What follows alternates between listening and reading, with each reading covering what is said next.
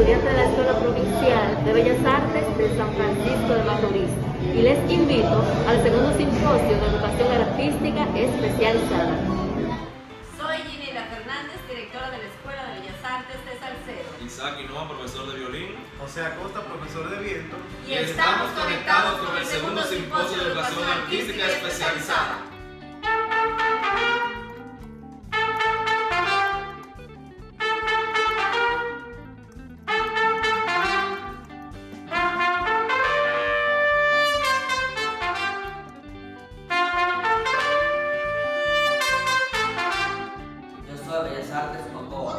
Hola, soy el profesor Ramón Antonio Matrillé de la Escuela Provincial de Bellas Artes de San Francisco de Macorís y le vengo a invitar al segundo simposio de educación artística especializada.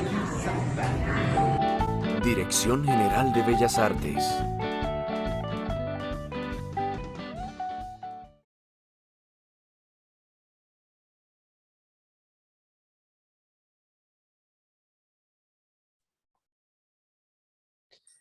Estamos en la segunda ponencia del tercer día de este segundo simposio de Bellas Artes. Mi nombre es Luis Núñez, de la División de Registro y Servicios Educativos de la Dirección de Educación y Formación Artística Especializada de FAE. Paso a recordarles que este simposio es totalmente gratuito.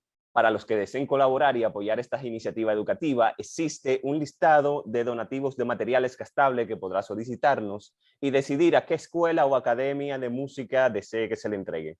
Recuerden que para certificarse es necesario ser mayor de edad, presentar la cédula y el número de identidad, comprometerse a asistir por lo menos a un 50% de las sesiones de manera directa o de manera sincrónica, completar el 50% restante, ya que los videos de estas exposiciones serán colgados en la plataforma de Bellas Artes RD en YouTube. Para certificarse debe entrar en la reunión en directo manteniendo su nombre. La entrega del certificado será de manera digital y el participante deberá dirigirse a las oficinas de la Dirección de Formación Artística Especializada, ubicada en el Palacio de Bellas Artes, para la firma y el correspondiente sello. Debe entrar a la reunión que se realizará el día 15 de enero y esa reunión tiene como fines informar sobre cuál será el proceso evaluativo de todos los trabajos que se realizarán a partir del cierre del simposio, de la parte presencial del simposio. Les recordamos que si labora en la regional y en el distrito, si labora en el Ministerio de Educación de República Dominicana, debe de especificarnos la regional y el distrito educativo en el cual labora, el cargo técnico, el centro educativo, y le pedimos esas informaciones porque para ustedes la logística de evaluación se desarrollará en conjunto con el Ministerio de Educación. Bienvenidas, bienvenidos al segundo simposio de formación artística especializada. Como espectador, usted puede hacer preguntas o plantear su punto de vista en la sección de mensajería instantánea que está en la parte inferior de su pantalla. Las mismas serán respondidas por los panelistas al final de la conferencia. Además, puede pulsar el icono de levantar la mano. De tener acceso como panelista, favor silenciar su micrófono hasta que corresponda su turno. Gracias por asistir. La ponencia que desarrollaremos a continuación lleva por título Mirando a los que nos miran, la experiencia estética del espectador en la formación de los artistas escénicos. Pasaré a leer la reseña profesional del doctor Carlos Roldán, que dice así. El doctor Carlos Roldán es licenciado en Derecho y Filosofía por la Universidad de Málaga. Es doctor en Filosofía por la Universidad de Málaga, máster en Salud Mental por la Universidad de León. Es experto universitario en Teoría y Estética del Arte Contemporáneo por la Universidad de Málaga. Y es experto universitario en Multiculturalidad, Liderazgo Ético y Gestión de Centros Educativos de la Universidad de Granada. Experto universitario en Literatura y Artes Escénicas Comparadas por la Universidad de Alcalá de Henares. Fue profesor titular interino de Estética y Teoría de las Artes, profesor del Instituto Universitario de Danza, profesor del máster oficial en artes escénicas, profesor de grados en pedagogía de las artes visuales, la danza, las artes visuales y la danza desde el 2010. Profesor de la Escuela Internacional de Doctorado de la Universidad Rey Juan Carlos. Director de investigaciones de trabajo de grado, máster, y tesis doctorales de la Universidad Rey Juan Carlos.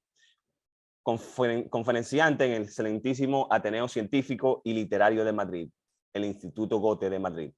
Universidad de Alcalá de Henares, Universidad de Murcia y Universidad Complutense. Ha realizado diferentes publicaciones. Es autor de un libro presentado en el Museo de Roma, en el Museo de Reina Sofía de Madrid, que se titula El superhombre como obra de arte del cultivo del chi, en Nietzsche.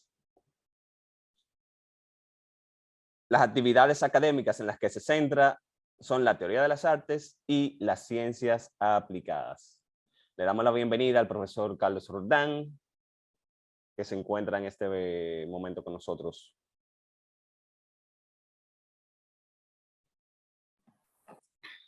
Buenas Profesor, tardes a la palabra todas y a es suya. todos. Muchas gracias por su invitación. Bien, pues antes de nada, por supuesto, quería dar las gracias a la Dirección General de Bellas Artes de República Dominicana por invitarme de nuevo a participar en el simposio. Quiero hacer un especial recordatorio y agradecimiento a mi querido amigo Elvi Guzmán por acordarse siempre de mí. Y gracias a todas y a todos por vuestra asistencia virtual.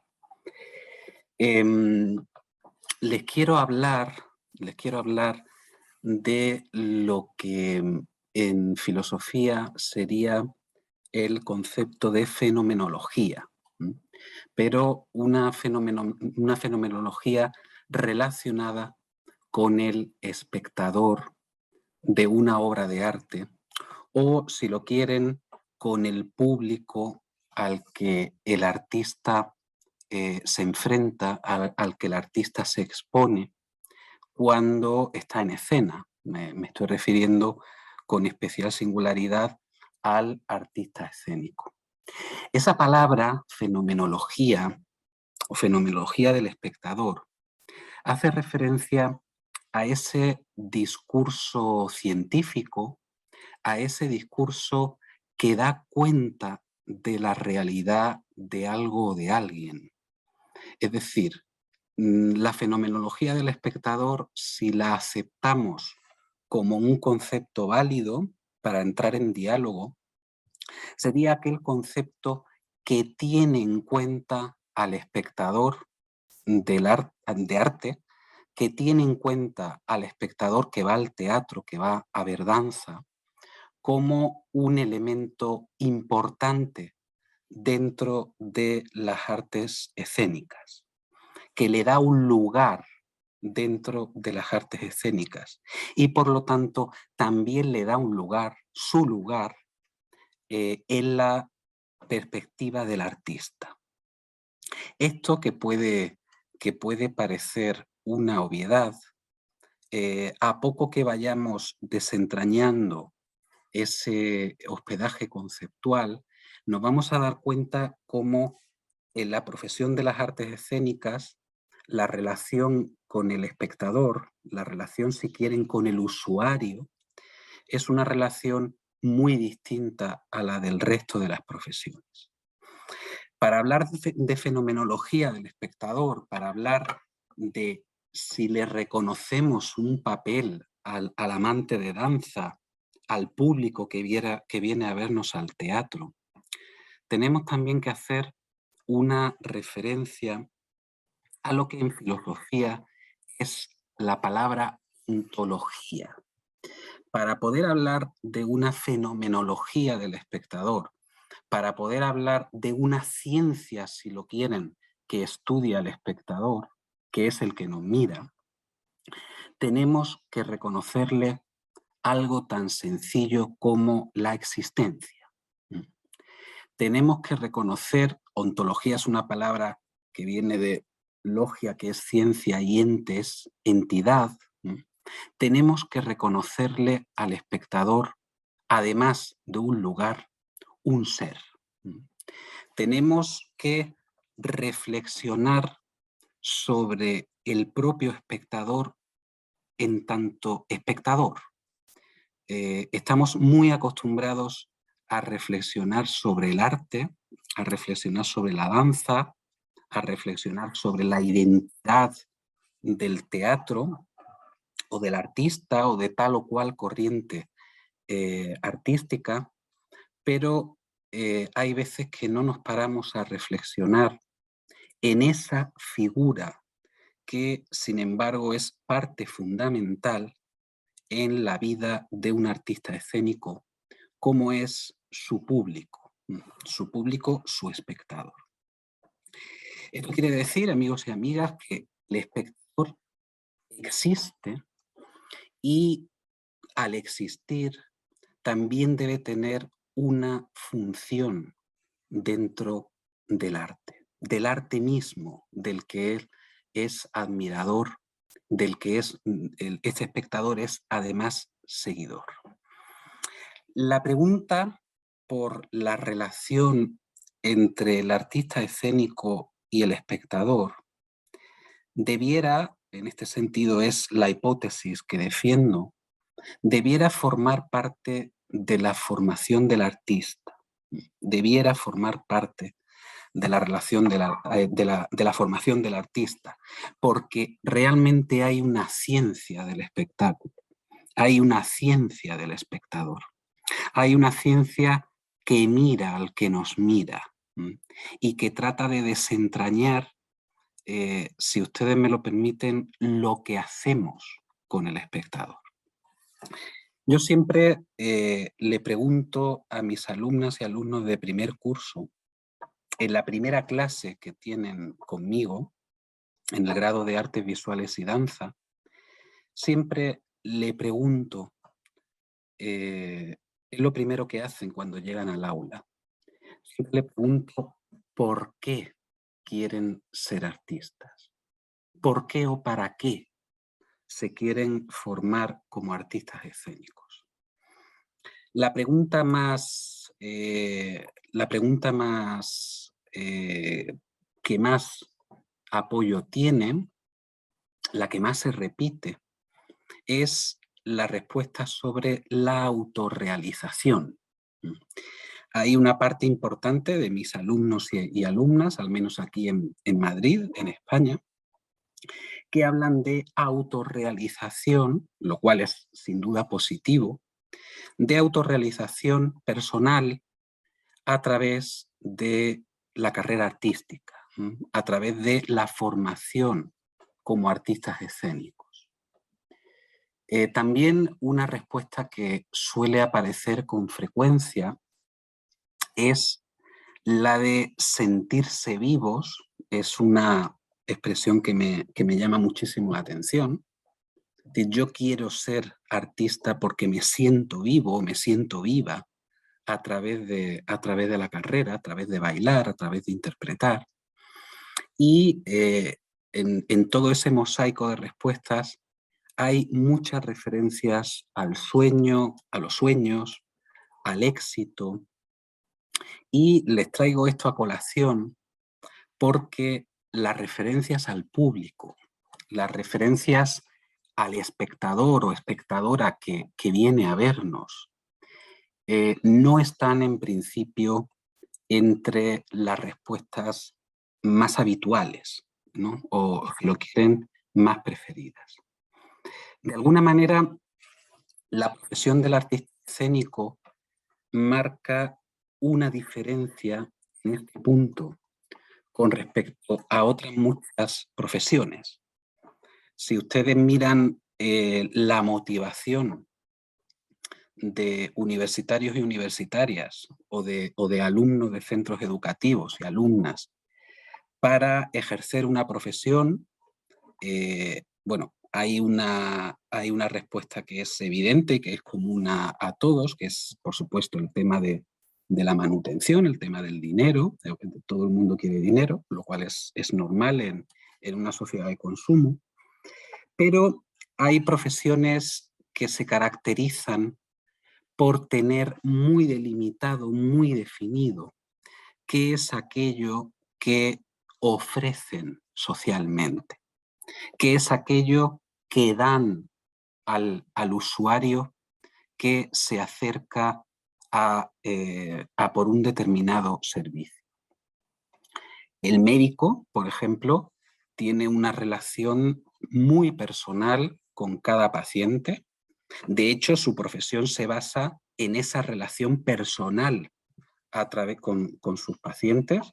Y lo mismo podríamos decir del psicólogo, del abogado o incluso del panadero, ¿no? Es decir, toda profesión de alguna manera se relaciona, hay otras que no, pero se relaciona con un público, si me permite la expresión. Y en este sentido podemos pensar, podemos reflexionar sobre el hecho de que el artista escénico o la artista pudiera pasar toda su carrera artística sin conocer a un solo espectador. No es algo habitual, pero la propia lógica de la profesión lo permitiría.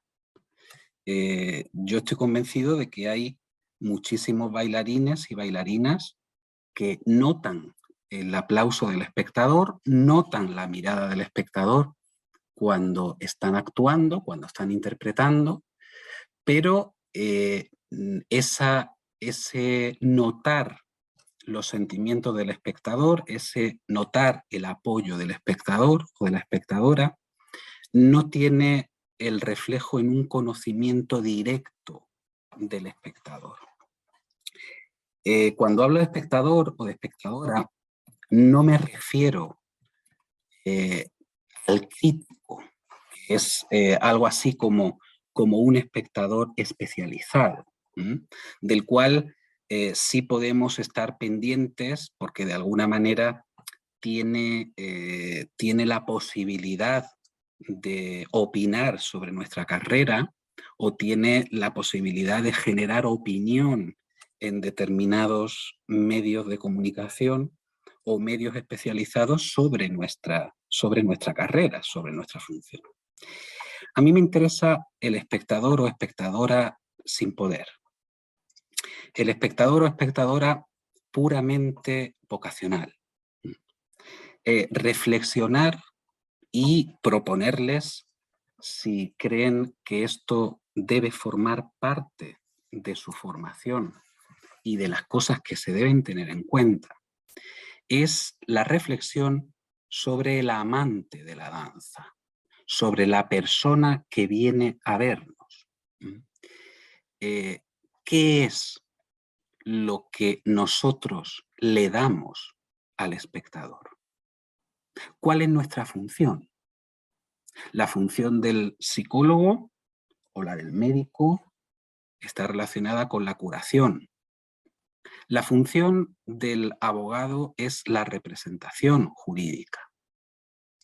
Y así podríamos hablar de la del maestro, por ejemplo, que es la de enseñar, la de instruir o la de educar. Pero, ¿cuál es la función del artista? ¿A qué se dedica el artista? ¿Qué es lo que el artista ofrece al espectador? Es decir, ¿qué es lo que el espectador, si utilizáramos en vez de una lógica filosófica, una lógica económica, el espectador qué se lleva cuando compra la entrada de un espectáculo de danza? ¿O qué quiere llevarse? Me pregunto si, a su vez, el artista escénico debe preguntarse esto. Debe preguntarse cuál es su función social. ¿Qué es lo que el espectador o la espectadora está esperando de nosotros? Ese tipo de preguntas, no sé si nos lo hacemos, pero sí hay una ciencia que se encarga de estudiar al espectador como figura incluida dentro del ámbito de la danza. quiero hacerles notar que los grandes filósofos de la danza, es decir, aquellos pensadores que de alguna manera han traído la danza al primer plano social, han sido fundamentalmente espectadores, amantes de la danza. El primer tratado sobre danza que conocemos es de un filósofo, es de Luciano de Samóstrata. El gran filósofo de la danza en el siglo XIX es Nietzsche, que básicamente es un amante de la danza, porque él no era un bailarín. Y como amante de la danza, inspiró a bailarines partiendo de lo que él como espectador era capaz de generar en el plano del pensamiento.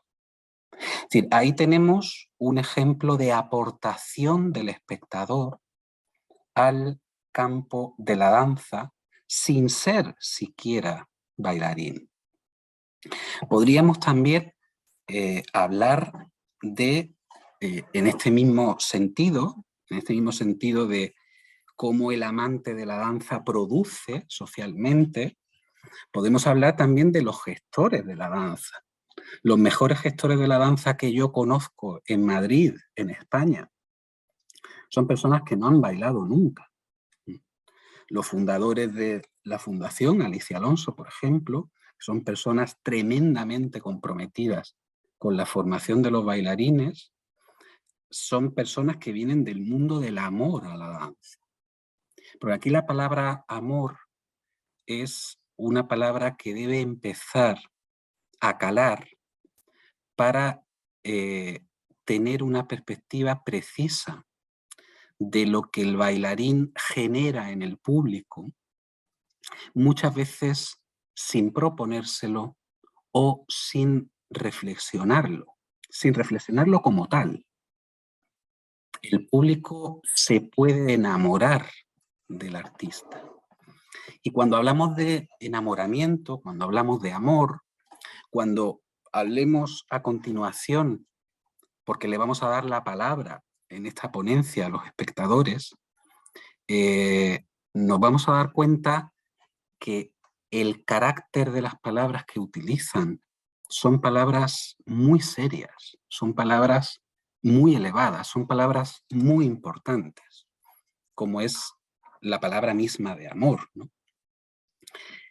Yo siempre le digo a mis alumnos bailarines, como filósofo del campo de la danza y como investigador de la estética de la danza, que es una rama de la filosofía, que la cabeza forma parte del cuerpo. Y con eso le quiero decir que la formación humanística, en este caso la estética y la filosofía del espectador, saber a quién nos estamos dirigiendo y darle una importancia, una funcionalidad, una ontología, un reconocimiento del ser, ¿no? Es fundamental en el mismo proceso creativo del artista. Las fuentes a las que acudimos, retomando la cuestión inicial, es respondernos por qué le damos al público, de la misma manera que otra profesión tiene claro y delimitado cuál es su función social. En este sentido, la estética es la rama de la filosofía que está relacionada naturalmente con la fenomenología del espectador, con el estudio de la identidad del espectador. Para empezar, podemos reflexionar sobre la idea de que si bien el artista escénico trabaja y expresa a través del cuerpo, es decir, a través de la construcción de su cuerpo, a través de la exposición artística de su cuerpo, un primer elemento de reflexión en este terreno es la conciencia de que, de la misma manera el espectador que se pone delante del artista escénico también siente con su cuerpo. Tenemos, pues, un primer binomio relacional de reflexión, que hay una relación directa entre el cuerpo del artista que ejecuta, el cuerpo del artista que se expone, y el cuerpo del espectador que siente. El cuerpo del espectador que incluso padece corporalmente su exposición al arte. Lo que quiere decir es que deberíamos tener claro qué queremos hacer con el público, qué queremos hacer con el espectador. Y deberíamos utilizarlo como elemento de reflexión y elemento de formación en diálogo con ese espectador. Es decir, preguntarle al espectador qué es lo que quiere de nosotros, qué es lo que busca cuando va al teatro, qué es lo que busca cuando se expone, porque el espectador también se expone a la ejecución de lo que quiera que sea lo que haga el artista escénico. En este sentido, como segundo elemento de reflexión, cuerpo del artista, cuerpo del espectador, un cuerpo del espectador que siente a través del cuerpo del artista. Un segundo elemento de reflexión, digo, es que quizá deberíamos empezar a reflexionar sobre la idea de que el artista tiene la función de preparar para la emoción. Y si estamos de acuerdo en esto, si estamos de acuerdo en que la función del artista es preparar para la emoción, de la misma manera que la función del psicólogo es preparar para la curación, o del abogado preparar para la representación, si estamos de acuerdo que la función del artista puede ser preparar para la emoción, enfrentarse, hacer al espectador enfrentarse con la propia emoción, entonces podemos también manejar una idea de nuestra carrera como algo que tiene entre manos un elemento muy importante. Un elemento, si lo quieren, muy grave, como es la dimensión emocional del público. En este punto hay algo que suelo compartir también con mis alumnos y con mis alumnas, que es, como dije anteriormente, darle la palabra al espectador. Y eso es justamente lo que voy a hacer en este momento. Esto que les voy a leer es, y que nos va a servir como reflexión sobre esa funcionalidad y esa identidad de la figura del espectador. Esto que les voy a leer podría haberlo escrito cualquiera de los espectadores que van a verles. Y ustedes podrían no haberse enterado nunca de lo que les voy a relatar si no lo leyera, es decir, si yo no estuviera haciendo de puente entre ese escenario físico y ese público que se pone delante de ustedes. Esto que voy a leer está escrito por un espectador de danza. Espectador en este caso. Dice así: no tengo explicación para esto. Fíjense la forma de comenzar a hablar de la experiencia en un espectáculo de danza, ¿no? Es decir, es empezar explicando diciendo que no tiene explicación.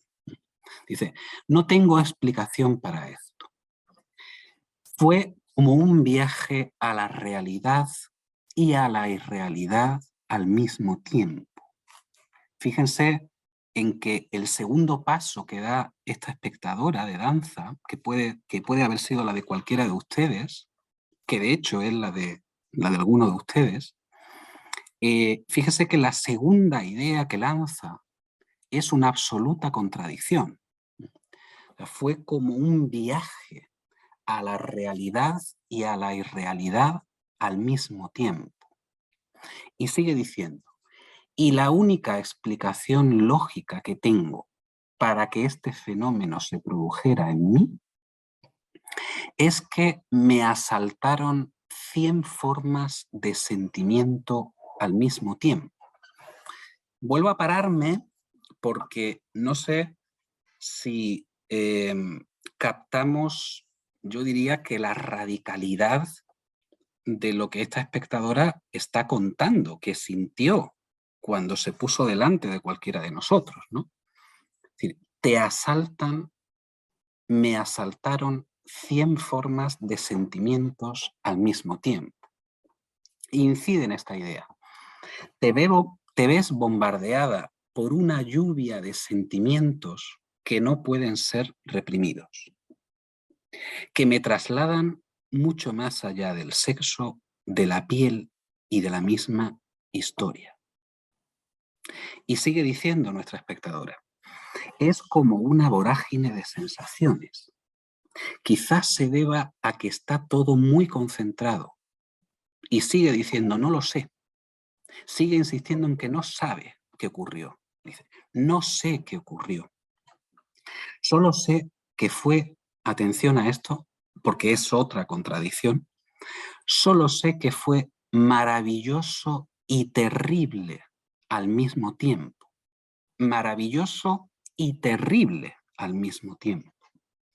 Que el dolor de cabeza fue de una magnitud impresionante y que hoy, y esto es muy importante, y que hoy me da miedo a volver a verlo, porque no sé a qué temo más, si a no sentir lo que sentí aquel día o a sentirlo de nuevo.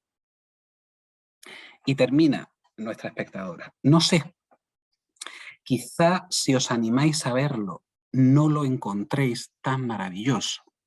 Es decir, es una experiencia personal. No lo sé. Termina. Yo solo puedo contar lo que sentí.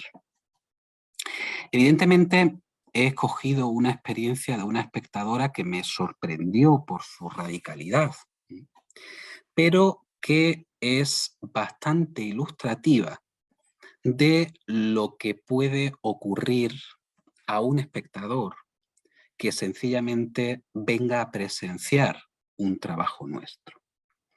Esta forma de hablar no me parece secundaria. Es decir, esto que le está ocurriendo al espectador me parece de una importancia lo suficientemente grande como para que forme parte de nuestro horizonte creativo. Efectivamente, el espectador puede sentir cosas irracionales desde el punto de vista del lenguaje, puede sentir cosas contradictorias desde el punto de vista de la lógica, pero lo que algo sí está claro es que el espectador está buscando en ustedes intensidad emocional. Está buscando intensidad emocional. Esta intensidad emocional del espectador es lo que en filosofía del arte se denomina experiencia estética. Esa experiencia estética, que es objeto de estudio por la filosofía del arte, trata de indagar en aquello que el espectador va buscando en el arte, que a fin de cuentas, desde la perspectiva de la experiencia estética, desde la perspectiva del espectador que contempla, estaríamos hablando de que el espectador iría buscando una suerte de alienación. Está buscando, de alguna manera, olvidarse. Está buscando tener un momento o unos momentos de inmersión en la ficción. Si tuviéramos que ir diferenciando cuáles son las características de una experiencia estética, podríamos, sencillamente a la luz de lo que acabamos de leer, podríamos definirla como una experiencia intensa, ¿de acuerdo? Es decir, el espectador frío, el espectador que de alguna manera permanece no enajenado, para buscar alguna fórmula que lo explique, es un espectador que de alguna manera no ha tenido una experiencia estética cuando se pone delante del artista, cuando el artista se pone delante de él o de ella. El espectador está buscando una intensidad emocional en lo que va a ver. En segundo lugar, la experiencia estética se caracteriza, como hemos visto en este testimonio, por la organicidad. El espectador, como he dicho antes, codifica lo que ve o lo que oye o lo que siente, lo codifica a través de su cuerpo. Es decir, hay una relación entre el cuerpo del artista y el cuerpo del espectador que en el caso del espectador tiene que ver con los sentidos. Es decir, en un espectáculo, digamos, de danza o de teatro, son varios sentidos los que están funcionando en la percepción del espectador, sin que lógicamente el espectador esté guiando ni esté controlando ese proceso emocional que le está generando la visión del arte, la visión del arte escénico. Aquí nuestra espectadora habla de dolor de cabeza, ¿de acuerdo? Pues posiblemente como una concurrencia de varios sentidos a la vez, de la experiencia estética de varios sentidos a la vez, pero el espectador ve, tenemos la estética de la vista, la belleza, la fealdad, lo grotesco, lo que podemos percibir con los ojos. Pero a eso le unimos la estética de la música, que es lo que oímos, ¿de acuerdo? Es decir, hay todo un conjunto de elementos perceptivos que al espectador le están funcionando, se están generando debido a nuestra actuación en escena. Y esto en determinados momentos tiene una apariencia, digamos, extrema. Precisamente por eso se produce la intensidad. La experiencia estética se produce siempre en la distancia. La distancia, que es la distancia que hay entre la ficción y la realidad. El artista escénico es un agente de ficción. Y es un agente de ficción que está buscando deliberadamente, por un tiempo delimitado, la confusión entre ficción y realidad. De alguna manera podemos decir que el espectador que tiene una experiencia intensa, una experiencia estética con un alto grado de intensidad, queda, digamos, al arbitrio del artista. Si lo quieren, secuestrado por el artista. En ese momento, el espectador se olvida de quién es, se olvida del problema que tiene, se olvida del trabajo que tiene, se olvida de la hipoteca que paga. Y esto es fuerte, en ese momento el espectador es nuestro, es del artista. La experiencia estética que provocamos en el público le genera una demora en el juicio racional, una interrupción en el discurso cotidiano de las cosas, en la conciencia racional del espectador. De alguna manera se produce un llenado de la conciencia del espectador a través de la ficción.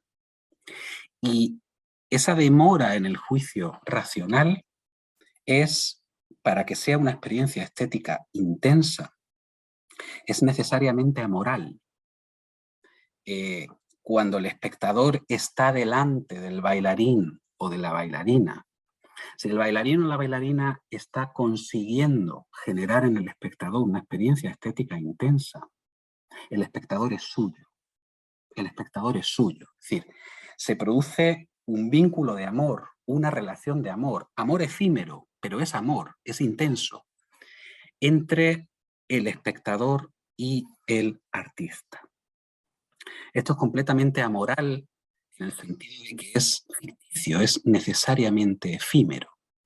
La experiencia estética, que es experiencia estética de la ficción, es necesariamente efímera. Si no lo fuera, se iría convirtiendo paulatinamente en algo monstruoso.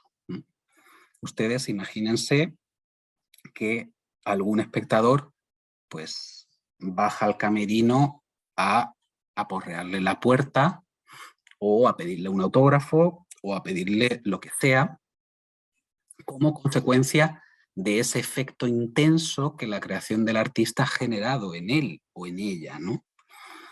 Lo que ya se convierte en otra cosa menos agradable y menos positiva que la experiencia estética es si este espectador dentro de 3 días va a la puerta de su casa. Eso quiere decir que de alguna manera esa experiencia enajenante y efímera que para él se ha convertido en un placer estético, que ahora entraremos en eso, ha perdido el carácter de transitoriedad y ha perdido el carácter efímero.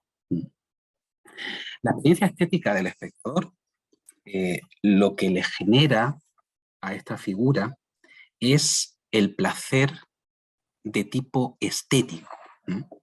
Es un placer estético y contemplativo.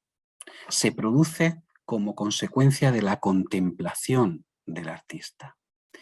Pero el placer estético es una suerte de placer intenso que tiene lugar como consecuencia de la contemplación de aquello que nos está haciendo sentir.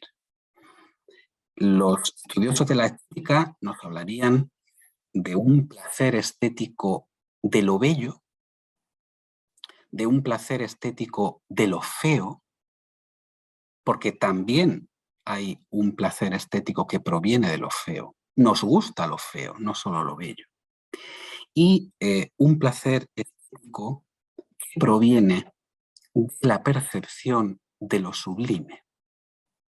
Cada una de estas figuras, de hecho, cada uno de los conceptos que les estoy tratando de desgranar y de definir brevemente, darían para un estudio científico, y de hecho existen estudios científicos sobre cómo se puede generar en el espectador esa experiencia estética de lo bello, de lo feo o de lo sublime o de más categorías de los que podríamos hablar. De alguna manera, por definirlo brevemente, el espectador tiene una experiencia estética de lo bello cuando tiene una sensación de serenidad intensa, cuando tiene un placer contemplativo que proviene sencillamente de la serena aceptación de la ley natural. Mi hijo, cuando abre las persianas de su habitación y contempla la puesta de sol, él muestra su sentimiento, muestra su sensación, ¿no? Él clama un «oh», ¿no?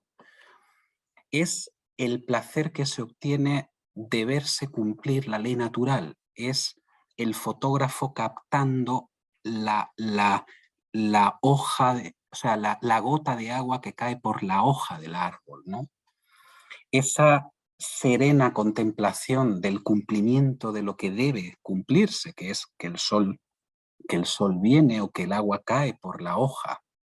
Esa contemplación serena de lo natural tiene que ver con la experiencia estética de lo bello.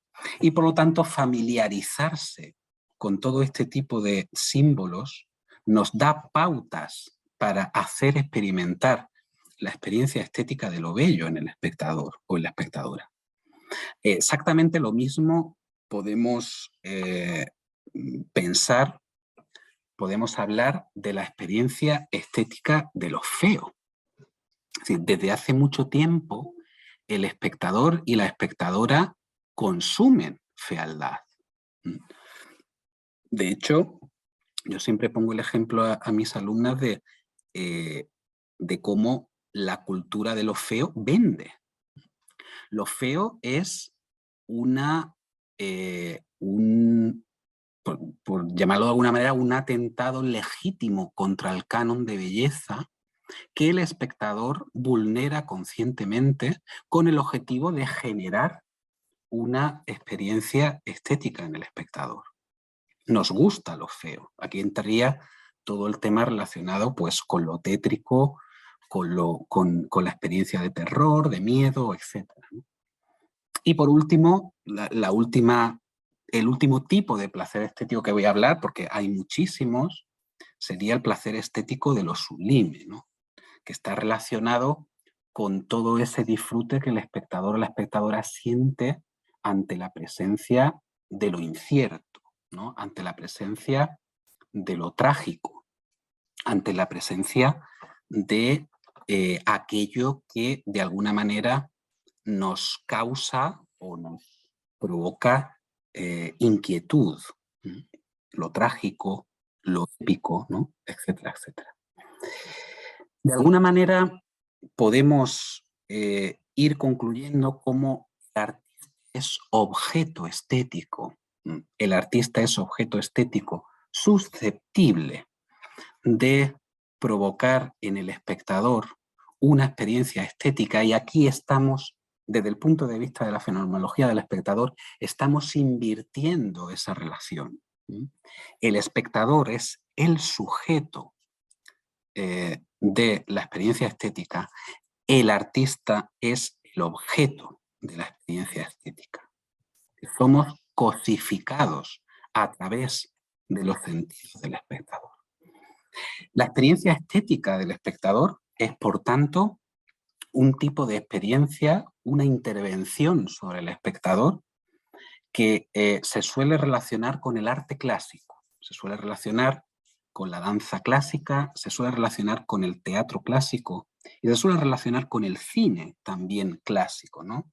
Es esa idea del espectáculo total, ¿no? Wagneriano, donde el espectador pues se queda, digamos, acongojado ante ese virtuosismo, ante ese derroche de emociones que hemos podido notar en esta espectadora que de alguna manera he usado para explicar la experiencia estética. Pero ya concluyendo, el siglo XX y en parte finales del siglo XIX, a partir de finales del siglo XIX y sobre todo en el siglo XX y lo que llevamos del XXI, la experiencia estética del espectador ha ido evolucionando en la medida en que el arte se ha ido contemporaneizando y se produce lo que los filósofos del arte denominamos un giro en la experiencia estética. ¿Por qué?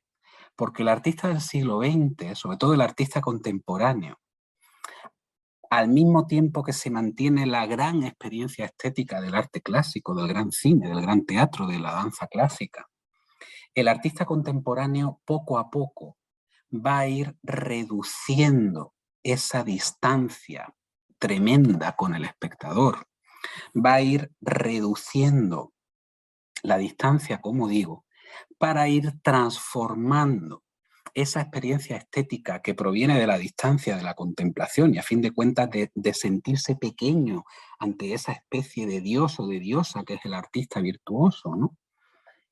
Como digo, se va a ir transformando esa experiencia estética en el espectador por la experiencia comunicativa. El ejemplo más fácil que se me viene a la cabeza es el de los artistas de performance, ¿no? El de los artistas performativos, ¿no?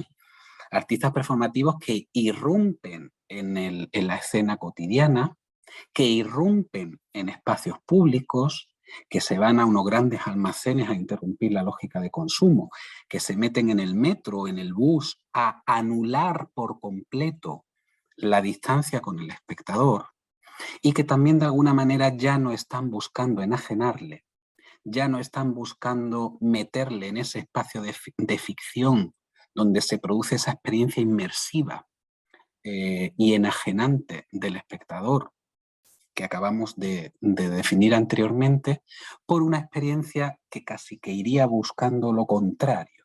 Es decir, el artista de la experiencia comunicativa anula la distancia con el espectador porque está buscando incluso despertarle. De alguna manera, el artista contemporáneo, al contrario que en la experiencia estética, opina o cree que el público viene enajenado de su propia realidad. Por lo tanto, lo último que necesita es meterse en otra ficción. Ese artista performativo, ese artista contemporáneo, lo que está buscando precisamente es una relación personal con el espectador en cuanto a tal. Ese artista performativo está buscando que el espectador caiga en la cuenta precisamente de quién es, no de que se olvide quién es. Y todo esto que, ya digo, cada paso daría para extenderse muchísimo. Ambas cosas son legítimas. Es decir, yo no creo que podamos atribuir la experiencia estética al arte clásico, como dicen los estudiosos, porque hay experiencias estéticas parecidas a la de esta espectadora, también en experiencias de arte contemporáneo, y por supuesto, en el arte clásico también hay experiencias de comunicación. Lo que quiero trasladarles es que hay todo un conjunto de ciencias, todo un conjunto de técnicas que puede usar el artista escénico para tener en cuenta lo que va a generar en el espectador o en el público y por tanto integrando al espectador dentro del conjunto creativo. Por último, como ejemplo de esa relación con el espectador del que les estoy hablando, le quiero pedir a la organización que nos pongan un pequeño vídeo. Es posible que ya le conozcan, pero es un pequeño vídeo en el que vamos a comprobar esa relación directa que puede y debe producirse entre el artista y el espectador. Para mí, lo que vamos a ver a continuación es un ejemplo de lo que desde mi punto de vista podríamos hablar en mayúsculas de una fenomenología del espectador y de una ontología del espectador. Así que, si sois tan amables de entrar vídeo.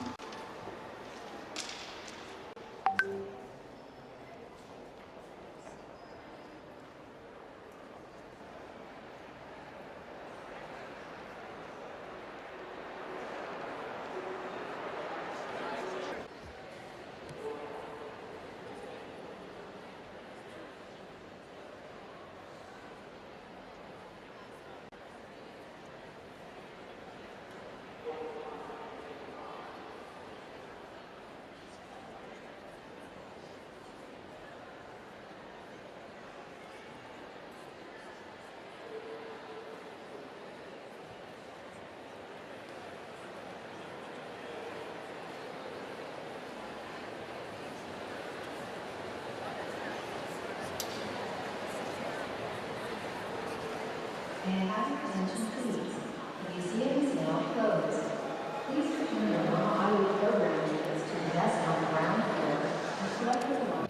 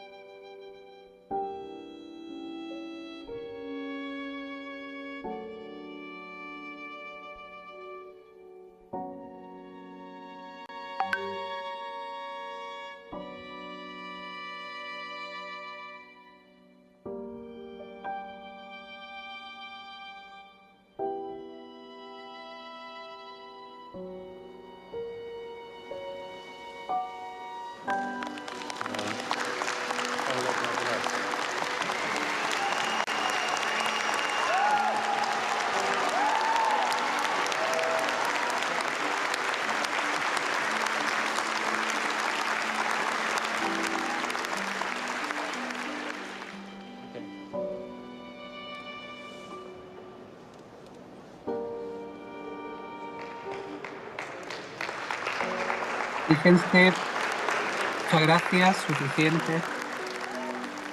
Fíjense cómo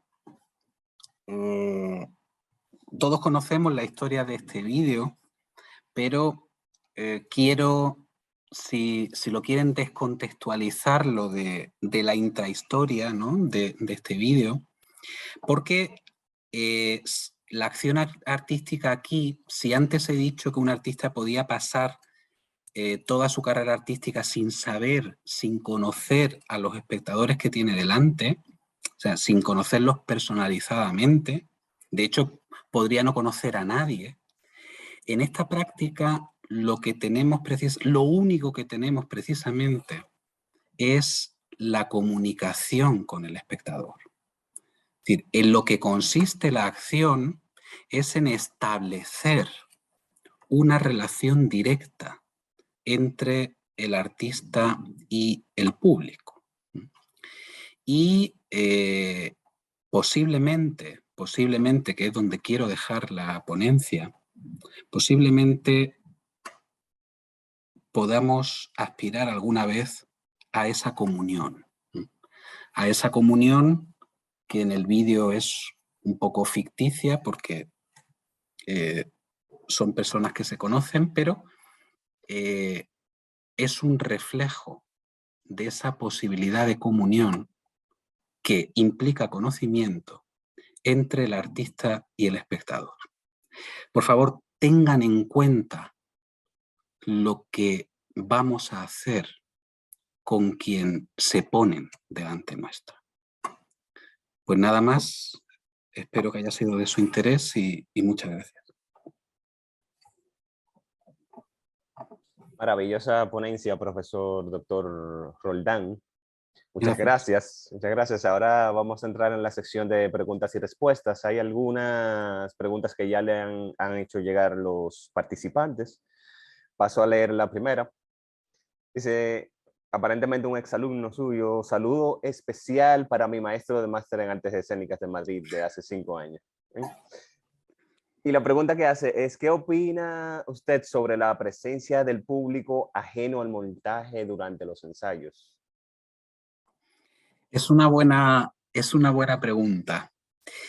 De hecho, hace poquito dirigí una investigación basada en Anna Bogart sobre el ensayo como espectáculo. Era el entrenamiento como espectáculo. A mí me parece que todo lo que es diversificar la relación con el público es interesante y es entrar en esa dinámica diversificadora de roles que de alguna manera deja de ver al espectador como alguien ajeno. A mí me parece muy interesante ese tipo de experiencias, porque tiene que ver con la integración del espectador en lo que él lee el proceso creativo. Me parece muy interesante. De hecho, hay maestros teatrales que incluso se entrevistaban con el público antes del espectáculo, ¿no? O antes del trabajo, ¿no? Muchas gracias. Excelente, gracias a usted, profesor. Otra pregunta, dice, maestro, visto el principio de fenomenología de que como es adentro, también es afuera, ¿podría el artista concentrarse en trabajar más en su proceso interno y como principio de causalidad conectar desde el plano más sutil? Claro.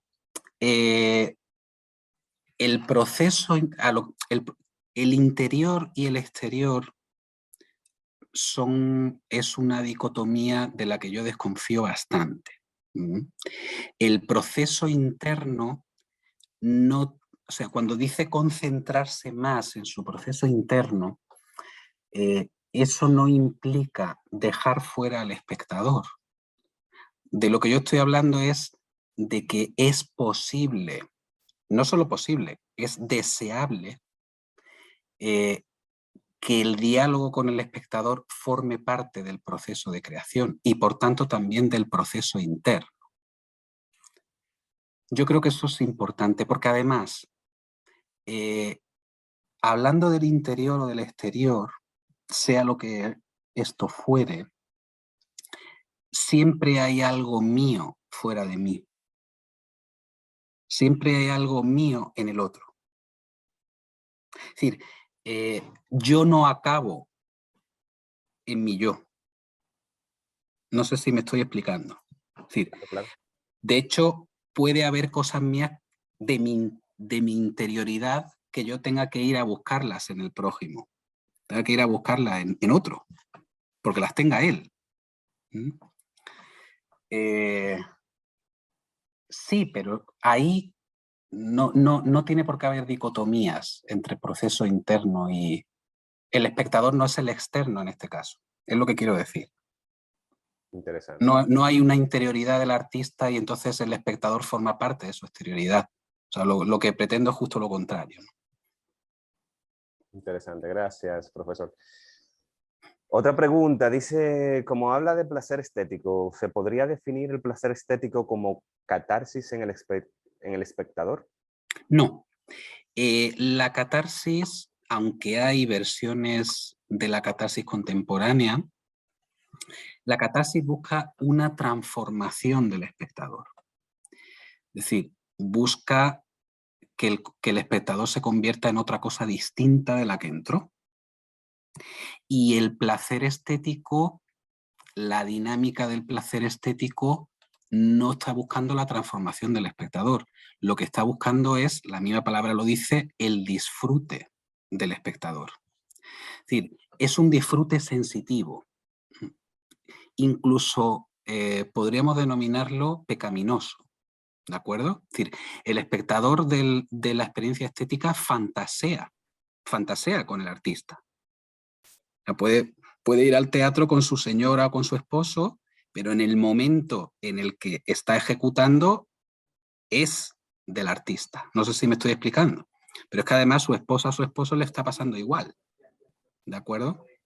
Es decir, la catarsis está relacionado a dinámicas de transformación que no son los que la experiencia estética está buscando. Otra cosa es que le diéramos al arte la responsabilidad de la transformación del espectador, como busca el teatro político o todo esto, o la transformación espiritual como buscaría la experiencia mística. Pero la experiencia estética es casi lo contrario de la experiencia mística. Excelente, excelente. Muchas gracias una vez más, doctor Roldán. Tenemos una serie de preguntas igual en el chat, pero no podemos lamentablemente por cuestiones de tiempo darle salidas a todo. Así que muchas gracias por su participación y todas estas ideas que nos ha traído hoy desde el corte de la filosofía.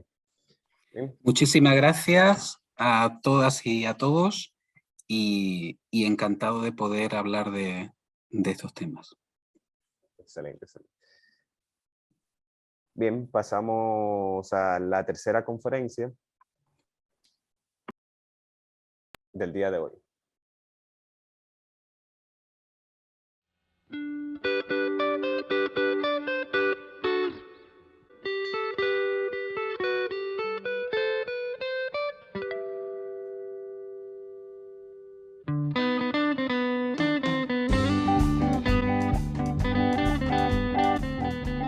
Juan del Sánchez y soy profesor de la Escuela de Bellas Artes de Salcedo y estoy conectado con el segundo simposio de educación artística especializada de Bellas Artes y este es mi estudiante Dylan.